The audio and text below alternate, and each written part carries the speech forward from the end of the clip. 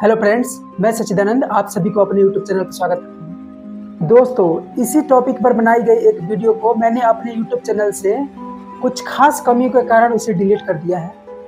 इस वीडियो में मैं उन कमियों को दूर करने का भरसक प्रयास करूंगा।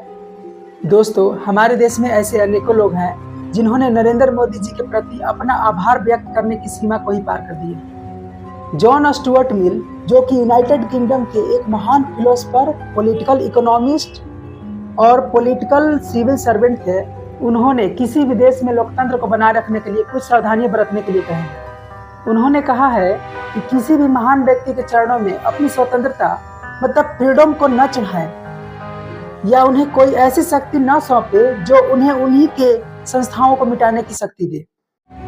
महान व्यक्तियों के प्रति जिन्होंने जीवन भर देश के लिए संघर्ष किए हैं, उनकी कृतज्ञ होना कोई बुरी बात नहीं है, लेकिन कृतज्ञता की कुछ सीमा होती है।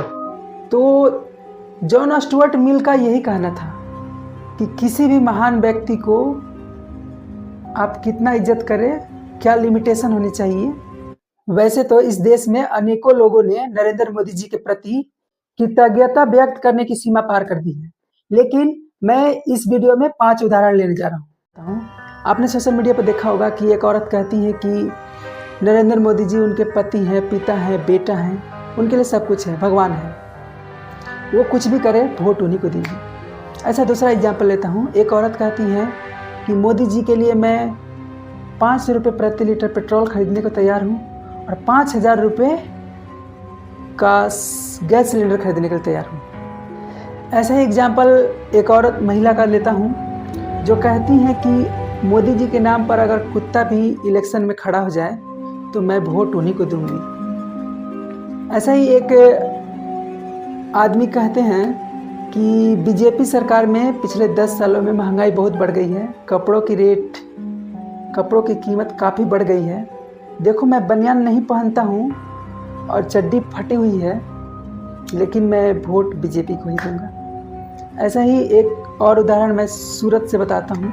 सूरत में एक आदमी शालीनता के साथ बड़े ही प्रेम से बताते हैं कि बीजेपी सरकार में महंगाई बहुत बढ़ गई है, लेकिन वोट वो बीजेपी को ही देंगे।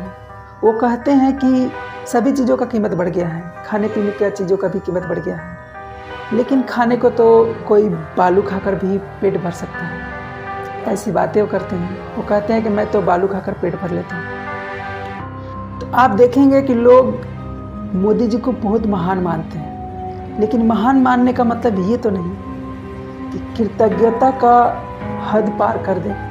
इन सभी लोगों के बयान से ऐसा लगता है जैसे नरेंद्र मोदी जी का महत्व देश के महत्व से अधिक हो। जिनको जहां वोट देना है दे, लेकिन इस तरह की बयानबाजी, स्टेटमेंट देश के लिए अच्छा नहीं है। आयरलैंड के एक देशभक्त डेनियल कोनेल ने भी इस विषय में ऐसे ही एक सटीक बात कही है। उन्होंने कहा कि अपना सम्मान खोकर कोई पुरुष कृतज्ञ नहीं हो सकता, अपना सतीत्व खोकर कोई स्त्री कृतज्ञ नहीं हो सकती। ठीक उसी प्रकार अपना स्वतंत्र फ्रीडम खोकर कोई व्यक्ति देशभक्त या राष्ट्र कृतज्ञ नहीं हो सकता। डॉक्टर भीमराव अंबेडकर जी ने कहा कि किसी भी और देश की अपेक्षा भारत के लिए स्टुअर्ट मिल का जो चेतावनी है वो अधिक महत्वपूर्ण है, अधिक आवश्यक है, क्योंकि भारत में भक्ति, जिसे भक्ति मार्ग या नायक पूजा या हीरो वर्शिप कहा जाता है, बहुत ज़्यादा प्रचलित है। उन्होंने कहा कि धर्म में भक्ति आत्ममोक्ष का मार्ग हो सकता है, लेकिन राजनीति में नायक पूजा या किसी नेता की पूजा देश के पतन का कारण बनेगा और अंततः तानाशाही के लिए निश्चित मार्ग होगा।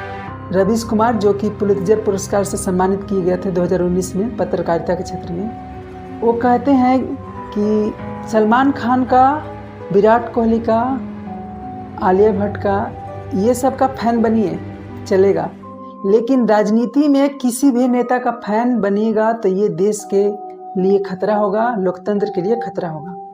मैं अपनी अंतिम बात डॉक्टर भीमराव अंबेडकर जी के एक महान थॉट से करने जा रहा हूँ। उन्होंने कहा, किसी भी परिस्थिति में देश का महत्व किसी व्यक्ति के महत्व से ज़्यादा होना चाहिए। दोस्तों, आज हम लोगों ने इस वीडियो में यह सीखा कि राजनीति में किसी नेता का फैन बनने की ज़रूरत नहीं है और उसको एक लिमिट भर कृतज्ञता अर्पण करना है। फ्रेंड्स, अगर आपके क्षेत्र में अभी तक से 2024 का लोकसभा का वोटिंग नहीं हुआ है तो मेरा रिक्वेस्ट है कि आप वोट देने ज़रूर जाएं। आप कम से कम संविधान और लोकतंत्र की पूजा के नाम पर ही चले जाएं। ऐसी मौका सभी देशों में नहीं मिलते हैं। अगर आप रूस में होते तो आपको ऐसी मौका नहीं मिलती, वोट देने का मौका नहीं मिलता। वहाँ लोकतंत्र नहीं है, समाप्त हो चुका है। और आप जाएं तो इस उद्देश्य से, अपने बुद्धि से, अपने विवेक के आधार पर वोट दें और ये सोचकर वोट दें कि अगर कोई पार्टी जीतता है तो ऐसा पार्टी जीते कि लगे कि देश का जीत हुआ है, मानवता की जीत हुई है, न कि किसी पार्टी की जीत हुई है, न कि किसी खास व्यक्ति की जीत हुई है। अगर आप मेरे चैनल पर नए हैं तो मेरे चैनल को प्लीज़ सब्सक्राइब कर दीजिए।